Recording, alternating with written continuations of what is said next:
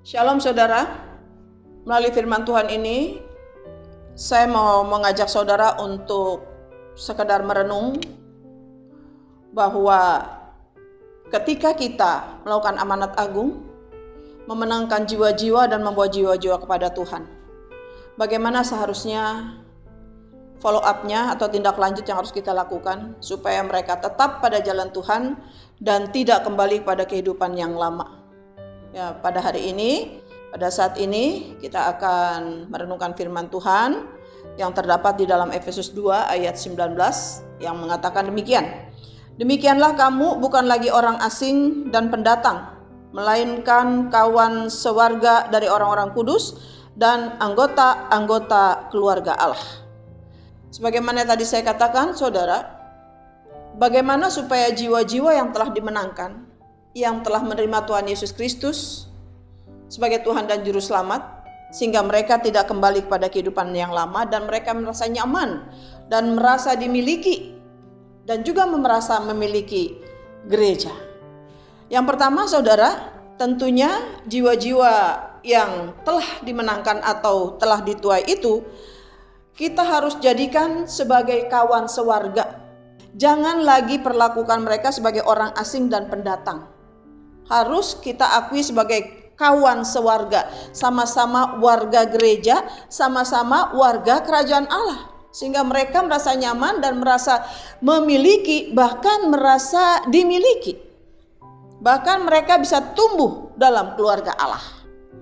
Dan yang kedua, kita jadikan mereka sebagai anggota-anggota keluarga Allah. Ayat 19 dalam Efesus 2 ini dikatakan, melainkan kawan sewarga dan orang-orang kudus dan anggota-anggota keluarga Allah. Kita jadikan mereka juga sebagai anggota-anggota keluarga Allah. Mereka nyaman menjadi anak Tuhan. Artinya dalam satu gereja tidak ada perbedaan, tidak ada bos, tidak ada kroco, dan di situ sama-sama anggota keluarga Allah. Yang ketiga, kita harus bawa mereka juga kepada Bapak rohani supaya mereka memiliki mentor, supaya ada yang mengingatkan mereka, ada guru pribadi mereka, saudara. Ada guru pribadi mereka yang mengontrol emosionalnya, yang mengarahkan mereka pada kebenaran dan mengingatkan mereka kepada kesempurnaannya. Itu penting. Tanpa Bapak rohani kita tidak ada yang bisa mengingatkan, tidak ada tempat kita mengadu secara pribadi. Walaupun secara pribadi kita bisa berdoa pada Tuhan, berteriak, tapi untuk menyampaikan curahan-curahan hati kepada satu pribadi yang manusia, yang kita anggap dia sebagai Bapak kita, saudara, itu saya rasa sebaiknya, karena di dalam Alkitab juga Paulus ketika itu juga dia datang kepada Ananias pada waktu bertobat. Dan dalam perjanjian lama raja-raja banyak penasihat-penasihatnya, saudara.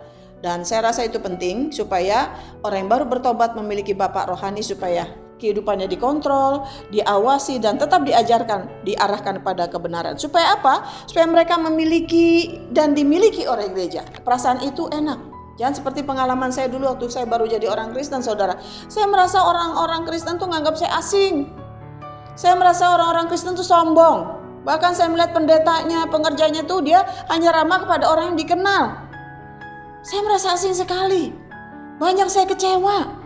Kalau berdasarkan kekecewaan ini cukup alasan untuk saya tinggalkan, saya kembali kepada agama saya. Tapi sebagaimana sudah komit saya datang kepada Tuhan itu karena Tuhan, bukan karena manusianya. Banyak di kiri kanan saya orang mengecewakan, tapi saya tidak peduli. Yang penting saya sudah diselamatkan oleh Yesus, saya bertanggung jawab sama Yesus, dan saya datang kepada Yesus. Dan sampai sekarang Tuhan begitu mengasihi saya. Yang kedua, supaya mereka bertumbuh. Dan yang ketiga, supaya mereka tidak kembali pada kehidupan yang lama. Ini yang berbahaya, saudara. Saya aja dulu sering kok berpikiran, ngapain jadi orang Kristen orangnya tuh kayak begini, ngomongnya aja kasih tapi kenyataannya gak ada kasih, sombong.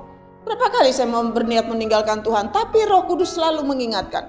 Dan Tuhan sekali sudah tangkap saya, ikat saya oleh kasih-Nya, Dia tidak akan pernah izinkan saya dirampas oleh setan atau iblis. Sekali saya diselamatkan, saya bersyukur, saya akan terus diselamatkan sampai selama-lamanya. Sehingga banyak ujian, banyak pencobaan, banyak kekecewaan, tapi karena hati saya hanya fokus untuk Yesus yang sudah menyelamatkan saya, itu semua tidak akan menggoyahkan sehingga saya tidak kembali pada kehidupan lama. Saya rasa ini juga merupakan satu pembelajaran buat kita supaya kita bersikap ekstra perhatian terhadap orang yang baru bertobat, supaya mereka merasa memiliki dan miliki oleh gereja, supaya mereka bertumbuh dan supaya mereka jangan lagi kembali kepada kehidupan lama. Amin. Mari kita berdoa. Tuhan Yesus, terima kasih untuk firman-Mu.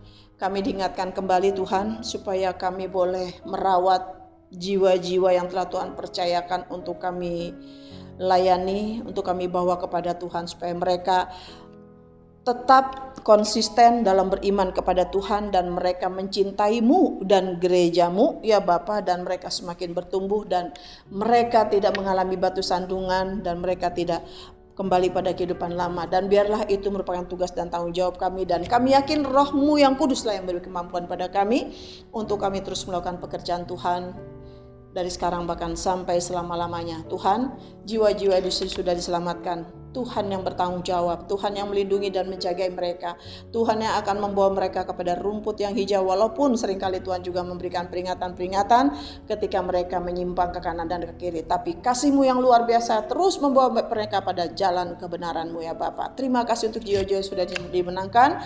Mereka adalah milik-Mu, mereka adalah warga kerajaan-Mu ya Bapa, dan mereka juga saudara sewarga kami. Terima kasih Tuhan, di dalam nama Yesus Kristus kami berdoa.